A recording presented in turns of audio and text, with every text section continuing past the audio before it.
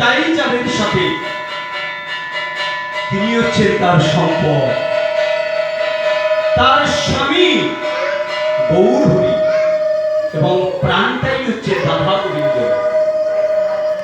রাধা কৃষ্ণ প্রাণ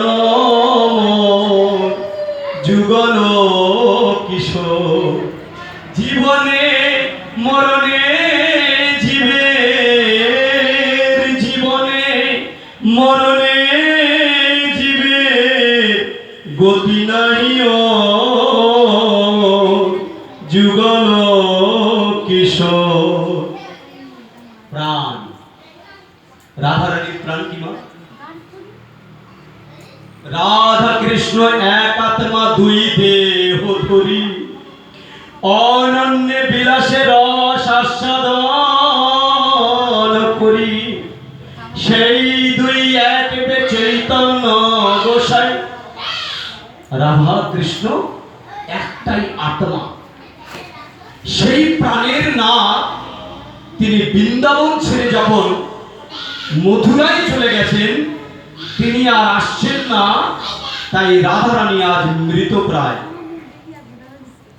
কৃষ্ণ শূন্য বৃন্দাবন কাঁদিতেছে গোপ গোপীগণ, আর হবে না মধুর মিলন, আর হবে না মধুর মিলন। এই রাধারানীকে দেখতে এসেছেন সব্যা।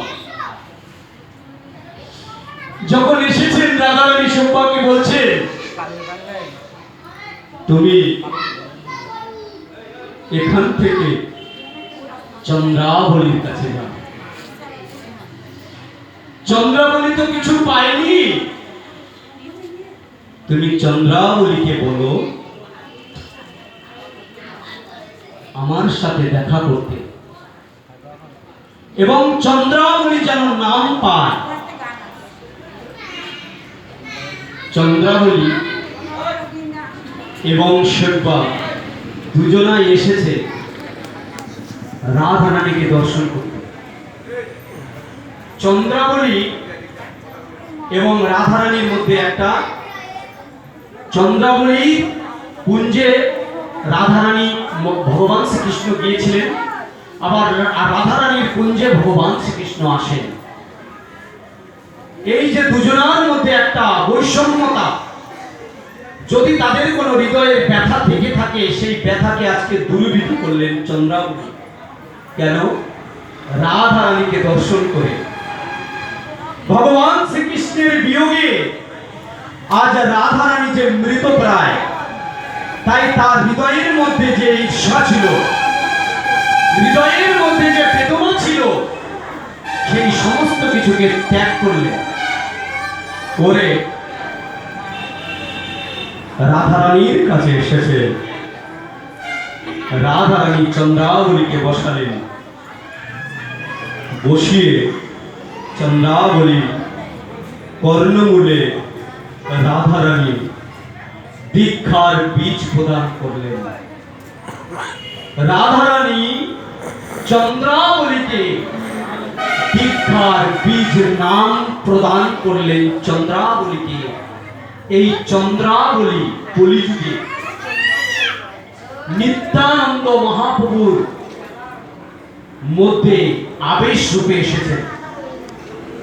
চৈতন্য মহাপ্রভুর দুটি তত্ত্ব দিয়ে তৈরি হয়েছে, একটা হচ্ছে রাধা আর একটা কৃষ্ণ, তারা একই তত্ত্ব।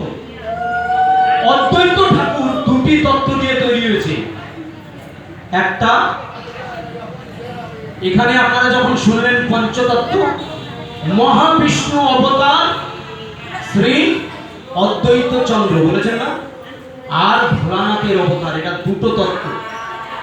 এইরকমই নিতাই চাঁদ দুটি তত্ত্ব দিয়ে বসছে, এক হচ্ছে শঙ্কর্ষণ, আরেক হচ্ছে চন্দ্রাবলী। এই চন্দ্রাবলীর ভাব নিতাই চাঁদ পেয়েছিলেন বলে একমাত্র নিতাই চাঁদই পারে এই জগতে ভক্তি প্রদান করতে। তাই চৈতন্য মহাপ্রভু নিত্যানন্দ প্রভু মুকুন্দকে দিয়ে ওই পুরীধাম থেকে এই নবদ্বীপে পাঠিয়েছিলেন। এই বাংলা তাকে ভক্তি প্রেম রস প্রদান করবার জন্য আমরা যে ভজন করি, সাধন করি, এই সাধন ভজন কার মাধ্যমে পেয়েছি? নিতাই চাঁদের মাধ্যমে। নরোত্তম ঠাকুর নিতাই চাঁদকে বলছেন যে নিতাই চাঁদের চরণ যে ভজনা করে, নিতাই পদ কমল কুঠি চন্দ্র সুশীতল, যে ছায়ায় জগত জুড়াই, হেন নিতাই বিধি ভাই রাধা কৃষ্ণ পাইতে নাই, দৃঢ় লাগি ধরো নিতাইয়ের পায়। নিতাই ভজিলে গৌর পাবি, গৌর পেলে ব্রজে যাবি, ব্রজেতে রাধা কৃষ্ণের দর্শন পাবি, সেই সম্বন্ধ নাহি যার, বৃথা জন্ম গেল তার, সেই পশু বড়ই দুরাচার। নিতায় না বলিলি মুখে,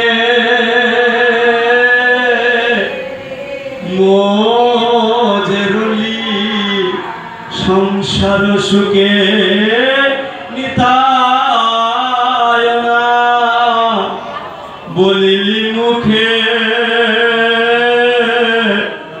মোজেরলি সংসার সুখে, বিদ্যা কুলে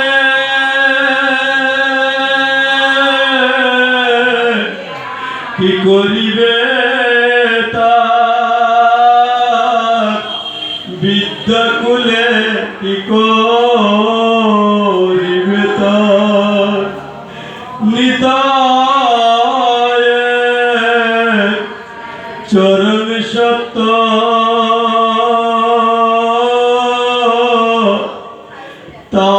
তাহার সেবক নিত্য। এই যে ধর্মটা করছেন না, এটাকে সত্য ধর্ম বলা হয়। কি ধর্ম বলেন না আপনারা? বলে কি বলে না? আর কি বলছেন? নিতায় চরণ সত্য তাহার সেবক নিত্য, নিতাই পদ সদা করবার, নরোত্তম বড় দুঃখী, নিতাই মোরে কর সুখী, রাখো রাঙা চরণের পাশ, রাখো রাঙা চরণের পাশ। নরোত্তম ঠাকুর নিতাই চরণে আমাদেরকে সম্বন্ধ তৈরি করতে বলেছেন।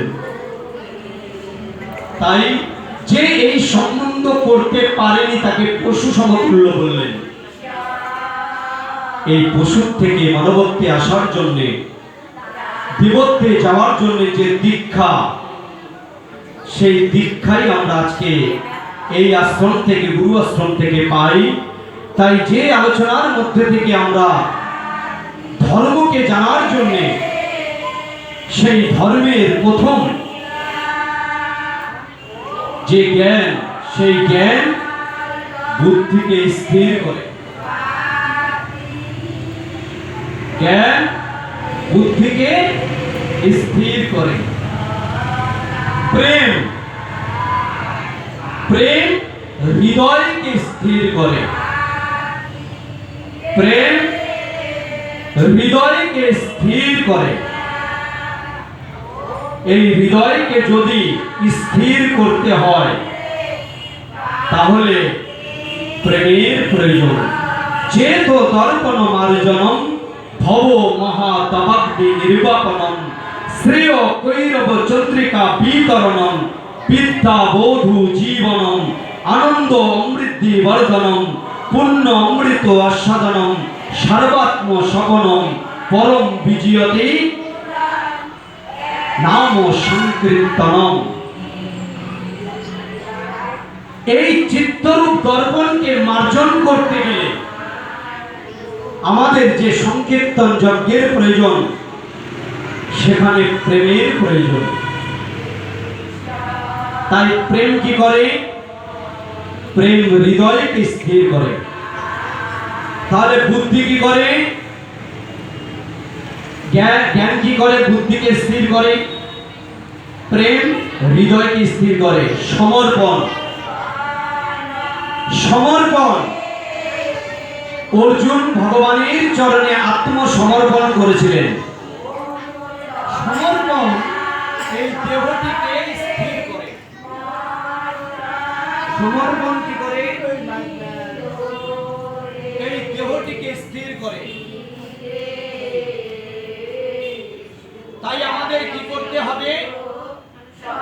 এই দেহটিকে স্থির করতে গেলে আমাদেরকে সমর্পণ করতে হবে।